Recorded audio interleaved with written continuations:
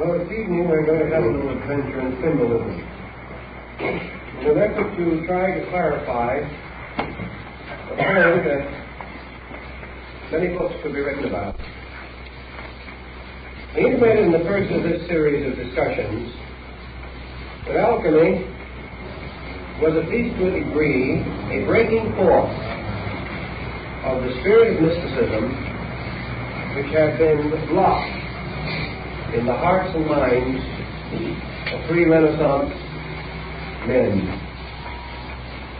The breakdown of the tremendous domination of the aristocracy and the clergy resulted in the beginning of a motion towards intellectual liberty. And in the transition period, we had about 2 centuries in which mystical movements developed and expanded in an astonishing manner. We know that these movements came directly from a movement within man himself. And in this we come to a very important and interesting problem. How does the human being think? Does he think in words, in pictures, or in pure ideas? I think we learn from the study of persons changing languages that a great many human beings think in words. And we know, for example, that in the study of language, you must labor along a difficult and unfamiliar path until you begin to think in the language which you are studying. Then suddenly the words become meaningful and available. I know persons who have lived in this country for many years and speak the English language well, but in a hurry they will count in their native language. Therefore there is a certain association between thought and word. It is probable that the intellectualist thinks in the terms of words because he uses them constantly. They are the familiar instrument of self-expression for language. It is also quite possible that the artist, the purely aesthetic individual, may think in form, or in color, or even in tone, as in the case of a musician. Thus the origin of thought patterns may differ with different persons. And the basic chemistry of thought patterns probably differs also in the male and female.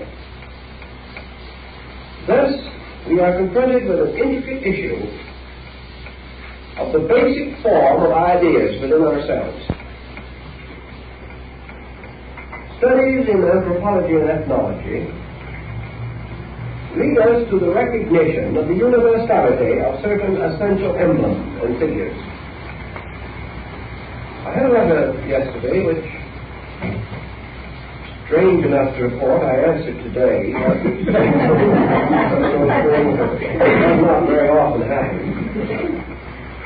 Relating to a tomb recently discovered at Palenque in Mexico, in Chiapas. Palenque is one of the oldest centers of the Maya culture. This tomb was the physical remain, mostly dust, of some ancient dignitary of the empire. And in the disintegrating and ruinous state of the mortal remains of this person, it was noted that in one hand of the deceased had been placed a small sphere of jadeite, and in the other hand a small cube of jadeite. There are also many other ornaments of precious and semi-precious materials. The letter asks why those 2 jadeite ornaments should have been associated with the dead. Well, there are several possibilities. The cube of the sphere was early associated with architecture, and similar remains were found within certain of the pyramids in Egypt. They were used for the simple process of leveling a foundation. When the builder was not sure whether his levels were clear and right, he would stand a cube on a flat place on his wall, place the sphere on top of it. If it rolled off, then he had not a level foundation. Now this peculiar relationship caused these little instruments to be associated with the craft of building. We have the remnants of them today in the Masonic compass square. The compass makes a circle, and the square measures a cube. So we're back again to the concept of the sphere and the cube. One representing the sphere, life, spirit, consciousness. The cube, matter, body, earth. But that these should be placed in the hands of this deceased aristocrat of the old Maya Empire may have meant one of several things. Perhaps he was a priestly architect, buried with the insignia of his profession, because architecture was an important craft in art among these people. Perhaps he was a priest-philosopher architect, one who had received the proper recognition as a master builder of men, or a custodian of truths. Perhaps it was an ancient symbol that the body returns to the earth from which it came, the cube, and the spirit returns to God who gave it, the sphere. Certainly, however, these symbols were there. They are in China, they are in India, they are in Egypt, they are in Greece, they are among our own American Indians. Why these symbols? We have two reasonable possibilities in explanation. One, the migration of the symbol itself. Namely, that at some remote period, certain basic cultures that have now perished were much more broadly disseminated around the earth than we realize. And as we follow certain migrations, such as the bow and arrow migration, or the swastika migration, we find these symbols traveling with the motions of people through the primitive world, passing from one culture group to another.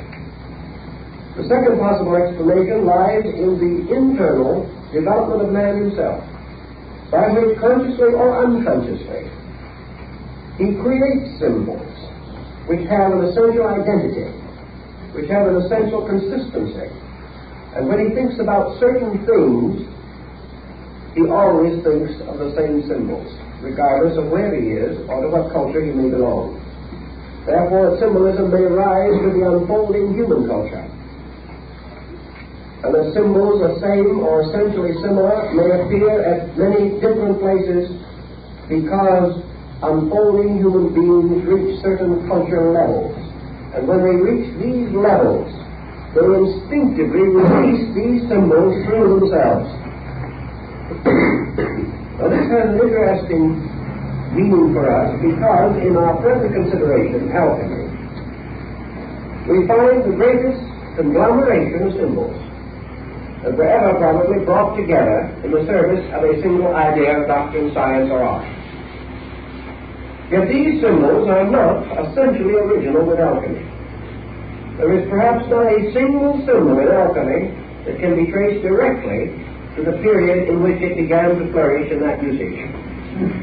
These symbolisms are derived from practically every previous culture that man developed. From Egypt, from Greece, Rome, India, China, all of these ancient systems use the same symbol. It makes very little difference whether it is the dragon of alchemy, or the dragon of St. George of Cappadocia, or the dragon of China. These dragons are all the same. The same may be said of the unicorn, or of many other similar devices. The double-headed eagle, for example, which occurs in so many, many places. The symbolism of fire and of water, of earth, and of the elements does not belong to alchemy, but alchemy made use of it. So we are in a more or less peculiar situation. We are trying to explain why certain symbols became associated with a cult or a sect of persons engaged in a particular art or science. Certainly there is nothing in the subject of chemistry itself which suggests such a phantasmagoria of devices. And modern chemistry, with great efficiency, depends almost entirely upon comparatively elementary mathematical symbols. Yet in this day it was different. In the 16th and 17th centuries, we have some of the most magnificent manuscripts ever illuminated by the human hand. Not of the quality of the great works of art which preceded them, but of a fantastic imagery which gives them a dynamic a significance and importance, causes them to be one of the most valuable and prized group of manuscript materials. Why? Let us assume for a moment what we must assume at this time, that alchemy was, as its name implies, a divine kind of chemistry. Man had hit upon a truth which he had long held with veneration, but had never explored. And that truth was that each art and science is dependent upon a great pattern of universal laws for its validity. These laws are infinitely repetitive in nature. Da Vinci in his aesthetic canon shows how the body is composed of an infinite repetition of certain basic forms. Knowledge is composed of an infinite repetition of basic patterns on various levels. Alchemy devised the belief, or developed the belief, that the laws governing chemistry were identical with the laws governing every other phenomena in nature. That to understand chemistry to its very source was to understand creation. That creation and chemistry were intimately related. That man is a chemical formula and an alchemical mystery. That the human body is not only composed of chemical elements, but contains within itself a being composed of alchemical elements. What is true of the body on one level is true of the soul on another. And the entire economy of human life is a tremendous formula. A formula that may be traced under certain conditions. Science or an art is itself a kind of catalyzing agent. We know that Baron Emanuel Swedenborg was led to his own inner mystical and spiritistic experiences through the study of mathematics. Mathematics opened in him something. And to another group, chemistry opened something. Through concentration upon the rules and principles of chemistry, the chemist gradually became internally apperceptive of something beyond the subject under consideration. He released something through himself. And that which he released came to his objective consciousness in the form of symbols, as is still the case so frequently in the releases of various subjective pressures in dreams. As Jung has pointed out, nearly all alchemical symbols are found in dream symbolism also. And they are found in the dreams of persons who haven't the slightest concept of what alchemy is, and perhaps had never in their lives seen an alchemical symbol. Yet of themselves, their dreams took these very same forms. And we are led, therefore, to the implication that certain forms are archetypal, that they rest in the collective unconscious of our race, that they are part of something, as we may say, that is larger than we are. And we find these symbols occurring in three ways. We find them coming through in dreams. We find them coming through in esoteric arts and sciences, which include symbolism.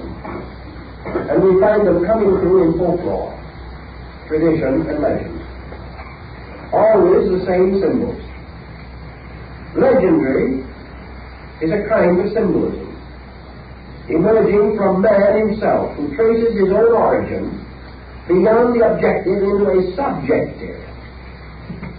And in this tracing, goes back into a layer of symbolism within his own nature. Now we have in the Arabian Nights Entertainment a kind of romantic picture story which could well look like a leaf from an alchemical manuscript. We have the legends of the age of chivalry, of the Greeks, of the Egyptians, of the Hindus, and the Chinese. The appearance of mysterious, fantastic creatures and beings. We also immediately fall upon one of the most common of all these symbols, and that is the hero. The mysterious being possessed of supernatural power, but not a god. Where would folklore be without the hero? Where would the story of the Aladdin's lamp be without Aladdin and the lamp? Where would the wanderings of Sinbad the sailor lead to without their mysterious complications? Or Homer's story of the wanderings of Odysseus?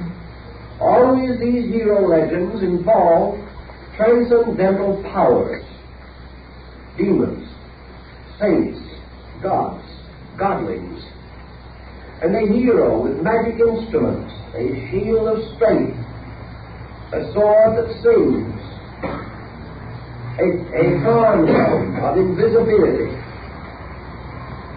All these things are part of fairy story, legendary, and lore. They are all diffused and diversified throughout the entire structure of human society. Now we may say, why did the alchemist hit upon this peculiar fantasy of symbolism? There is no doubt that the answer lies in the nature of his own mind and the times in which he lived.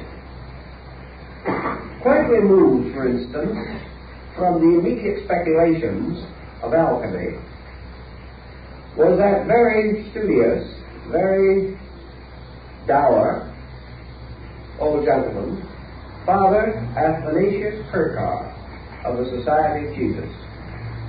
He was a typical example of a 17th century scholar. He was within the body of the church, but he was wedded first to knowledge.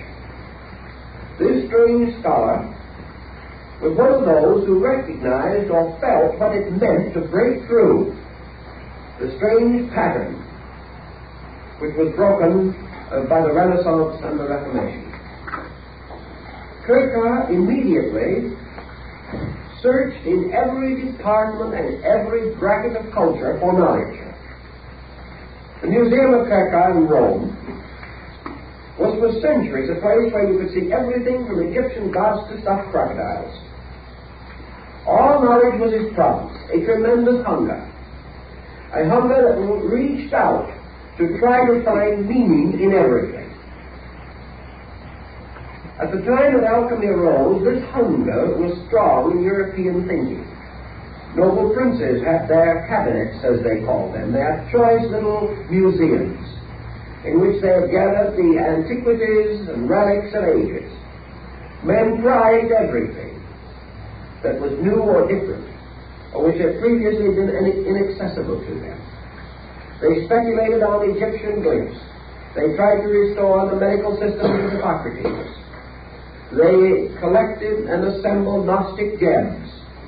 They had many Indian, Chinese, Japanese idols, not as objects of worship, but as mysteries and curiosities.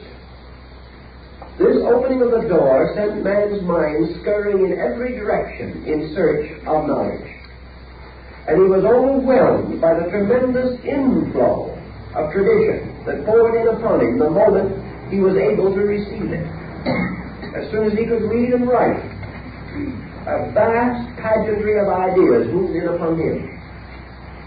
And alchemical symbolism levels off almost completely as being based upon the tradition available to 17th century man if he possessed the faculties and means of attaining it.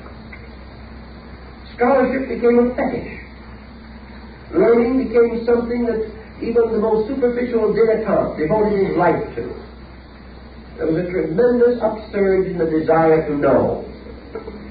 And what was available to the man who saw? The ruin of the past.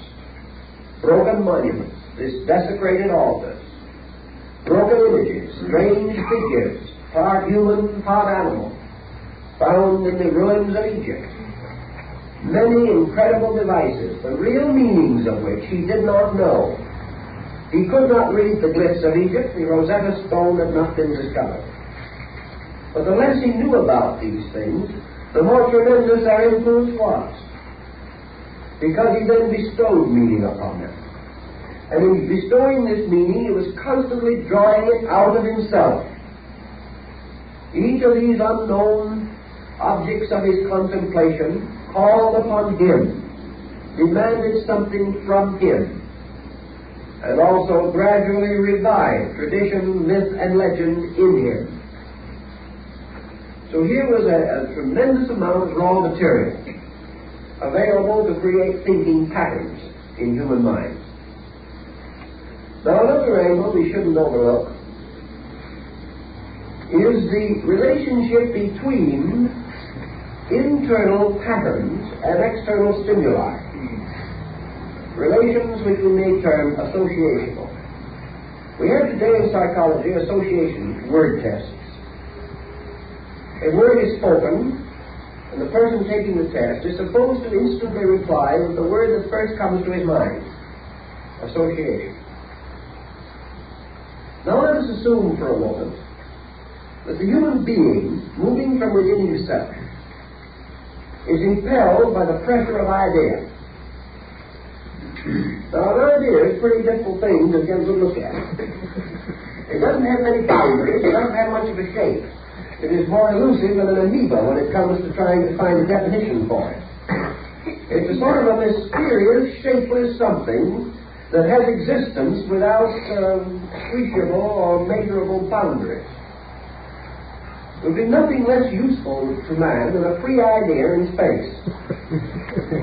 He wouldn't know what to do with it, he wouldn't know if he had it, he wouldn't know if he lost it. Because all that is there is something that is alive and yet has no body. And because it has no body, intellectual, emotional, or physical, it is utterly intangible and yet it exists. Now, man will never permit an idea to remain in that state. It's instinctively impossible for him to do so. Somewhere in the process of the emergence of thought impulse from within his own nature, he meets the outcoming or outpouring thought with a series of vessels suitable to contain it in some way. He must invest it with body. He must give this idea a form so that he can get hold of it. Perhaps he gives it a word form. Perhaps he doesn't. Much of this symbolism could be almost immediately cleared up if we saw a man struggling from the hieroglyphic to the hieratic period in writing. Man could draw pictures of things, but he could not draw pictures of ideas. He could draw a beautiful picture of a house, but how was he going to draw a picture of love? He had to hit upon that happy thought of a heart with an arrow. Well, how was he going to draw a picture of veneration?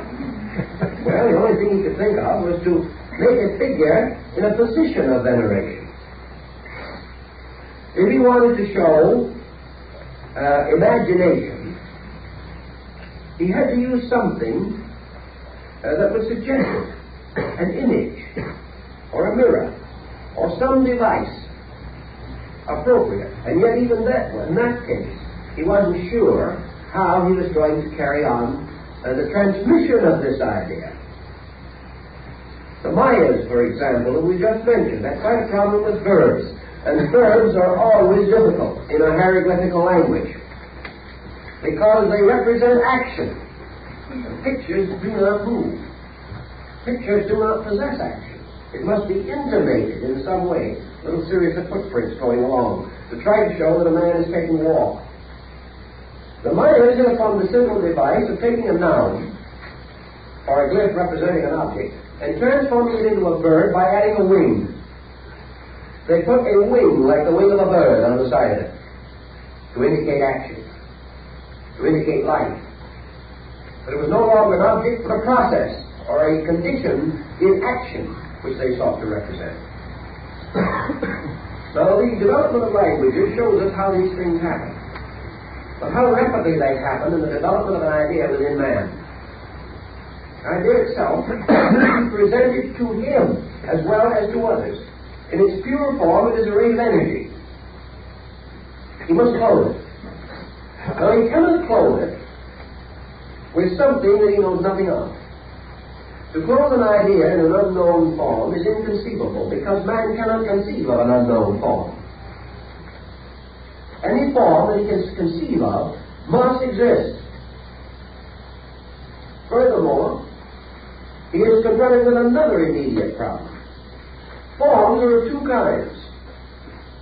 Forms suitable for the expression of facts on a level of existence as we know it, houses and trees and dogs and cats. These do not offer any great amount of problem. But man frequently wishes to represent in his idea something essentially transcendent, something which is not of this world worldly. He has to break the familiar pattern in order to present an unfamiliar idea. How do you do it? He takes familiar things and puts them into an unfamiliar arrangement. The only method that he has. He recognizes not only that in so doing, he saves his idea from being misinterpreted, and also he creates an impact by it, which is missing in familiar things. Therefore, we can say that an eagle he can use. An eagle can represent a number of things. But everyone who sees it says this is an eagle, and he means a real eagle. So what does the man do with an idea? He makes a two-headed eagle. In so doing, he has immediately broken away from reality. Your impressionistic artist is trying to do it constantly. The man who sees the two-headed eagle immediately says to himself, there is no such a bird. Therefore, this does not mean the bird. It means something else. It has to. So we break through realities of a literal nature and escape into the imagery of ideas. Now, every one of us growing up is in contact with the world around us. We are also under the pressure of the world within us. When we begin to think of good as small children, we can't think of good just as something good.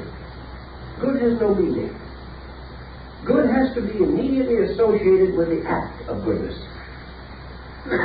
or some person or thing which we can use to appreciate goodness. So perhaps the small child in a strong and happy family environment experiences good under the symbol of parent. Parent's good to him, takes care of him, protects him. That's good. Another man may interpret good under the form of a fine, well-balanced dinner. That's good. Good, however, always has to come to us under symbolism, because it's an abstraction. The Good Samaritan is the good deed. Now, a good deed without some symbolism by which you see what a good deed is meaningless. Yet instinctively, the moment we have the term good deed come into our mind, the abstraction takes the form of some good deed that we have known, experienced, or heard about.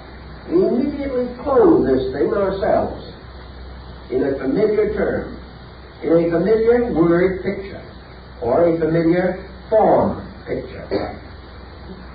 We use distortion exactly as Michelangelo used distortion to create a dynamic. If Michelangelo's figure of Moses stood up, we would see that it was a totally disproportionate figure. Yet because of his arrangement of mass It gives us a tremendous dynamic, which is the thing that he was trying to do, was trying to do. So by distortion, we dramatize. We escape from literality, from smallness, from ordinariness, and transcend into something else. The Greek and Egyptian priest put a mask over his face. The moment he did so, he was no longer a person, he was a god. And he not only caused others to think so, but he thought so. Because of the ritual of the mask and his own belief that this sacred symbol transformed him. So that the action of the departure from the real, from the literal, by the use of fantasy, has been primitive in mankind and has been there since the beginning of time. So in our alchemical symbolism, we find a group of emblems advanced, arising out of certain great archetypal patterns experienced by the human being.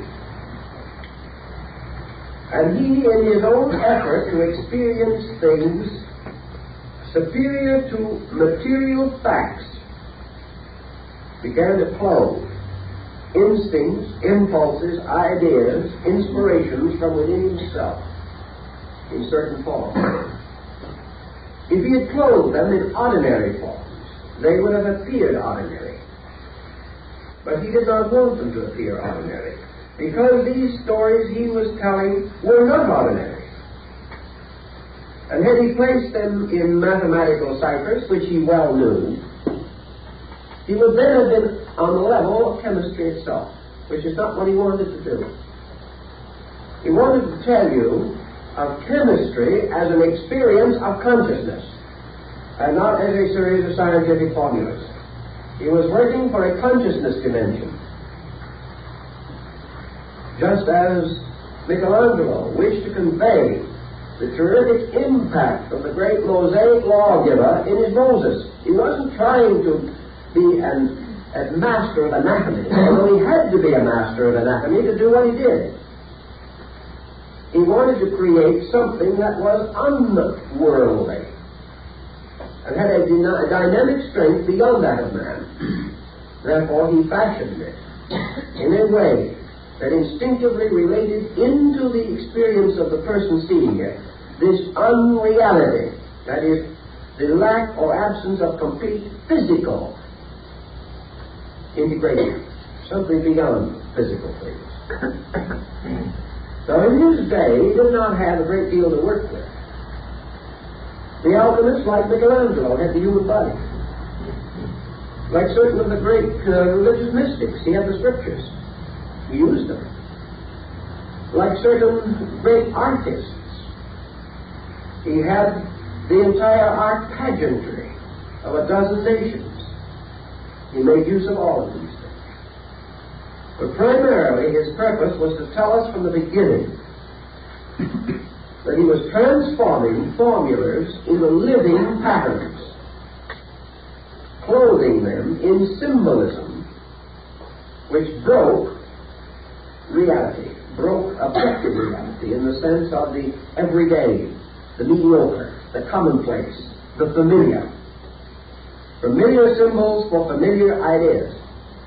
But for an idea that cannot become familiar, which is strange to us, an unfamiliar symbol, or one that breaks the common patterns of things. The Egyptians were masters of it, and a large part of alchemical symbolism is based upon the hieroglyphics of Apollos Neos, one of the last of the old Egyptian hieroglyphic compilers who left records of these old glyphs and symbols. Your emblem writers of the Middle Ages, your emblemists, did the same thing. Your emblemists took morality and changed it into symbols, just as your alchemists took science into it. So the psychology of this thing is this release of the unfamiliar, which must clothe itself in a form which breaks conservative, recognized patterns, because these patterns would drown the idea. And from this reason, they call upon the great magical symbolism of antiquity which in itself gave a tremendous sense of unreality. The Minotaur of Crete, the human being with the head of a bull. There is an impact there. We know it cannot mean a physical, factual thing. It breaks the familiar. So does the dragon of Andromeda. It breaks the pattern. We are away from worldliness. We're in a different kind of a universe of fantasy, a universe of fairy tale and folklore, an inner universe, a universe of subjective things, where the consciousness forms and fashions ideas. In the same way we release them through dreams. Those dreams must not be factual completely. They must have an element of fantasy, because they represent internals rather than externals, and we can only symbolize them through them. Alchemy, then, is trying to tell us of the experience of chemistry, of what chemistry means to an individual who receives a total impression of it as an experience of consciousness. He experiences it as a dynamic, not as merely a science or an art. He experiences it as a transformation or a transmutation of his own existence. Here is your mystical dimension coming in, which is probably the most important dimension in the alchemical symbolism. Now, this is a sort of an elaborate preamble, but it is more or less necessary to set our pattern. Now, let's see what some of these symbols were. Some are familiar, some unfamiliar. But even the familiar ones mingle into an unfamiliar pattern. And unfamiliar ones become so well known to us that they seem like old friends before we get through. This symbolism derives itself from a basic authority. The authority of instinct, the authority of childhood, the authority of the primitive and direct impulses of man's own patterning procedure. So we might not be surprised to find in alchemy two symbols almost immediately appearing. One is the king and the other the queen. Now the king, of course, is an experience that every human being has had. The king is the boss on any level, in any way you want to look at it. The king is leadership, rulership. The king is law. The king is order. The king is power. And there isn't the most mild and apparently unambitious member of the proletariat who does not secretly in himself know that he is the king. Every man is a little king. He's modest about it sometimes, by choice, more often by necessity, but he's still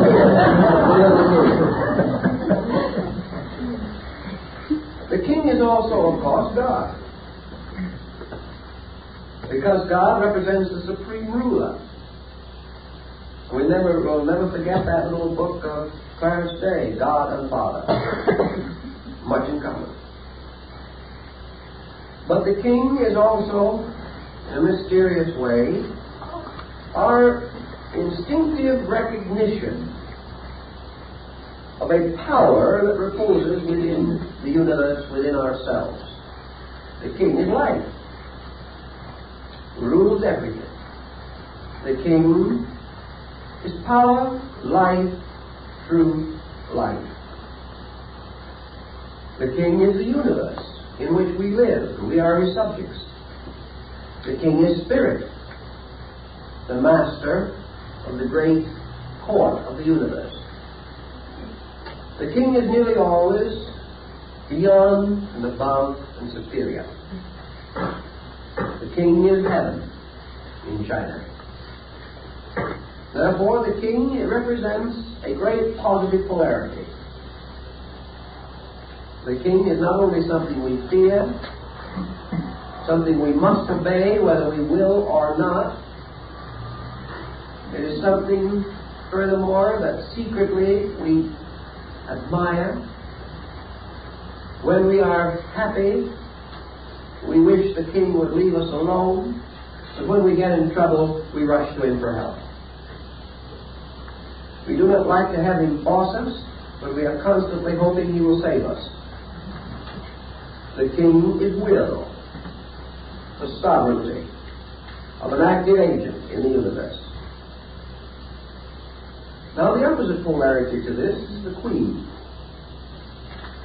And the queen has always been associated with the broad concept of creation itself. Father God and Mother Nature.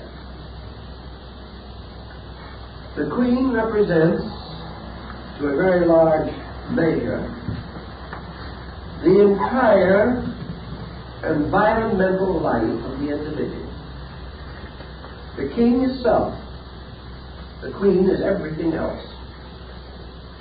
The queen is the universe which man, self, desires to possess. Therefore, every move we make reminds us of Goethe's immortal lines, "The eternal feminine lures us on." The eternal feminine is the unknown. And to conquer and capture and to possess the unknown is the great ambition of man.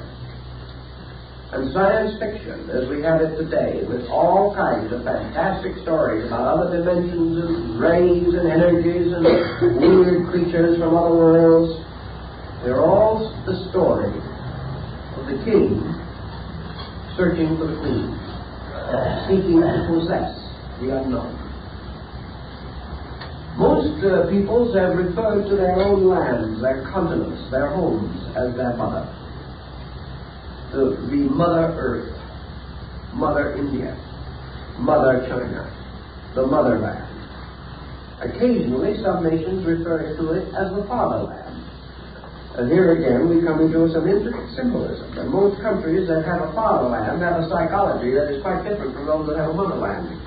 You mustn't forget that these things work together in a very important symbolism. So in the great alchemical empire, we have the king and queen ruling over the entire picture. Now the king comes back to us again from one of the most mysterious and enigmatical pursuits of mankind, and that is the game of chess. Because in the game of chess, we are not only playing the game of war, but we are playing the game of life. Now in the game of life, the queen can be taken, but not the king. In other words, the king is never captured in a game of chess. He is placed in a condition or a position in which he cannot move without jeopardy, and that constitutes checkmate and is the end of the game. You can't take him. You destroy him by preventing him from moving. You cannot take him away. Now, as you think a little bit, you begin to see how that plays into another idea. Very intriguing. You cannot capture spirit, but you destroy its power when you prevent its motion. You cannot destroy truth, but you prevent its power when you no longer permit it to have circulation, or to be disseminated, or to be spread or interpreted. You destroy things by destroying their action, but you cannot destroy the reality of anything. This is always the case. So we have, as in China, Father Heaven and Mother Earth. And you have man created between these by the action one upon the other, forming the great Chinese triad, Heaven, Earth, and Man. Now what is man? In the alchemical tradition, man is Mercury. Now you may not all recognize yourself as this delightful little character with wings on his heels and on his head. But, and carrying, of course, the celebrated caduceus, usually dressed in the garb of a Roman soldier. Very important part of the symbolism. But Mercury is the beloved son of the king and queen. Now, when you make the king and queen in alchemical symbolism, you have several ways of doing it. One way is to show the king as a human body with a crown, but instead of the face of the sun. And the queen, a woman, with a royal crown, but instead of her face, the face of the moon. So that the king and queen become the sun and moon. And the sun and moon in alchemy are gold and silver. But not the gold and silver that we see, says Thomas Valentine and Valentina, but an invisible gold and silver. The two precious rulers of the metals, the king and queen of the world of the metals. Therefore, we have another mysterious point, namely that Mercury is the son of gold and silver. He is the child, not only as the deity, but as the element. Now, what is Mercury? Mercury is quicksilver, and was so called. Mercury is Hermes, from the root of Herm, fire. Mercury is the most volatile and the most catalytic of the elements in the alchemical symbolism. Mercury is the only element that can accept into itself all elements and reconcile them. So man becomes the power, the only element or the only metal which can bring about within himself the fusing of the metals, or to act as the common denominator of metals. And yet it is not Mercury as we see it, but a volatile spirit of Mercury that must be used in this mystery.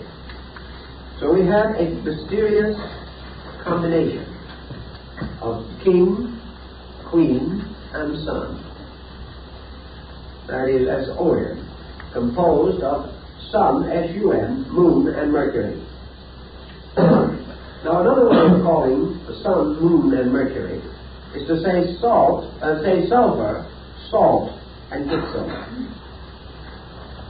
And these are a formula.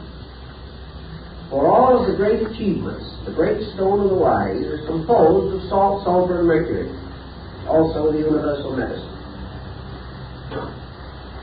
Now we have learned that the king is something that can never be taken. The king is the absolute ruler, but things can happen to him. He can appear to die. He can be destroyed or attacked by his own son, but he cannot actually be killed. We'll find out a little more about what can happen to him in the alchemical game of chess a little later. At this moment, we also have another symbol that presents itself to us, and that is what is called the Hermetic androgyne.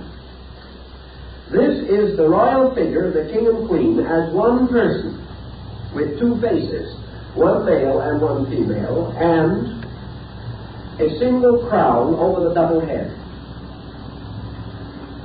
Here we have heaven and earth as one.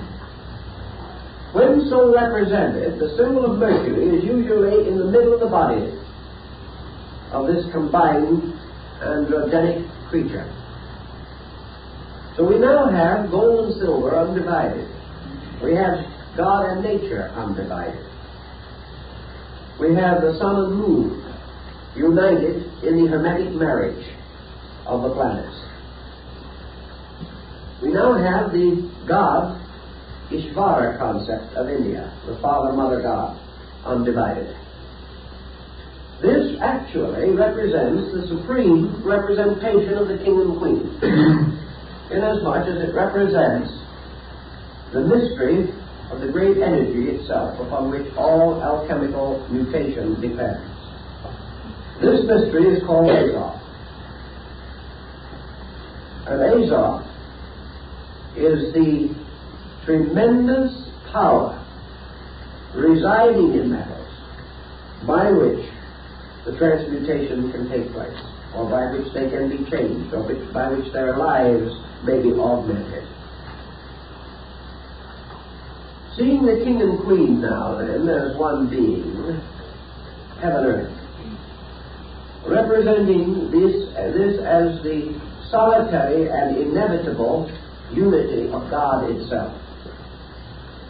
We have almost a symbol of the tetractys, or the basic triad of life: the king, the queen, and the child, the 47th proposition of Euclid. with a slightly different presentation. The next thing we have to realize is that the king, by what we know, represents spirit, and the queen represents matter, and Mercury represents soul. Spirit, body, soul. When spirit, body, and soul are brought together into a compound, that compound is called form. Matter is essentially shapeless. Spirit is essentially shapeless. But when Mercury imposes the archetype upon them, they become a form. Therefore, Mercury was called Hermes Trismegistus, the thrice greatest, the master of the three. And this mysterious power of Hermes is man. Man is Manus. Manus is mind. Mind is more, however, than the intellect that we know it, as we know it. So we will take a picture from one of the alchemical writings, and we will see Mercury carrying in one hand the sun, and in the other hand the moon. He is the juggler of the sun and moon, and it is so represented on a deck of tarot cards. He is the juggler. And Mercury, in this position, bears upon him, or associated with him, the 5 symbols of the planets, with himself in the middle. That is, the 5 planets other than the sun and moon known to the ancients. Sometimes Mercury is represented seated in a cave with 6 other figures around him with planets symbols for heads. Mercury, as we go further into the symbolism, obviously represents one thing in man, and that is what we call the soul. The soul, which is the juggler of the sun and moon, and which is the ground of reconciliation between spirit and matter, which is the power to arbitrate the conflict of consciousness and form or body. Consciousness in body would die. Body in consciousness could not exist. But soul is the bridge. Soul is the mortar or the catalyst, the agent which is the moderator between the extremes. All conscious energy moving into form moves through soul and is transformed. All bodily energy moving inward toward consciousness passes through soul and is again transformed. Soul is the modifier, the agent, by which all things are adapted to either their internal or external objectives. So we come again on a psychological level to the problem of the introvert and the extrovert. The extrovert represents consciousness moving through soul into body and into its manifestation outwardly. The introvert is energy moving inward from the objective parts of the consciousness through the soul to the subjective parts. But the soul has to occupy the middle distance because it represents the interpreter of all things. It represents the power which transforms all energies into useful, understandable, or acceptable forms. Therefore, the soul becomes a magician who carries a wand, the wand that is sometimes twisted with the serpent, the symbol of the Magus. The soul is therefore also the messenger of the gods, the Greek concept of Hermes, or the Roman Mercury. The messenger is the one who carries the will of the gods to the world. And therefore, in the alchemical symbolism, it was useful, necessary, or proper to represent him by the caduceus, which represented the cerebrospinal and autonomic nervous systems, which are the carriers or messengers of nerve energy. So consciousness controlling its body has Mercury, its sun, to represent it. The body, man's outer life, learning, studying, gaining wisdom and knowledge, seeking to enrich internals, must send this externally accumulated material into consciousness through the messenger, Mercury. And the messenger in this case is identical with the little squirrel that used to fly up and down or run up and down the Yggdrasil tree in the Odinic mysteries, carrying the scandals of men to the gods and the scandals of the gods to men. It is the messenger power, the communicator. Now, why is it that the alchemist felt that this Mercury was able to accept and interpret all metals, or must devour or eat up metals before it was possible to release the soul of the metal? The answer to the situation was very definite. The alchemist insisted that the metals, which represent on one level of thinking phenomena, or the forms of things as they appear to be, base metals, unpurified, can never be accepted into consciousness. They can never be used to build consciousness. Because before any of these objective things can be useful or necessary and vital to an internal subjective, they must be transformed. The base forms of these metals must die by being absorbed into Mercury. And after they have been absorbed and have been reduced to a completely impersonal state, only then does the soul use them to augment its own power. So in one alchemical symbolism we find Hermes or Mercury devouring the metals, eating them, just as John in Revelation ate the little book of knowledge. So the soul, devouring the metals experience, transforms them into soul power. And the soul power is, of course, the regenerated, reborn metals. Thus we can say what happens to us in life, what we call experience, is not important. It is our acceptance and understanding of that experience that is important. And so that experience passes through a transformation within our own soul life. It contributes nothing to our improvement. There are people that have things happen to them every day and never learn anything. It isn't what happens. It's the power of the soul to transform all external things that makes possible the adaptation of knowledge through internal enlightenment.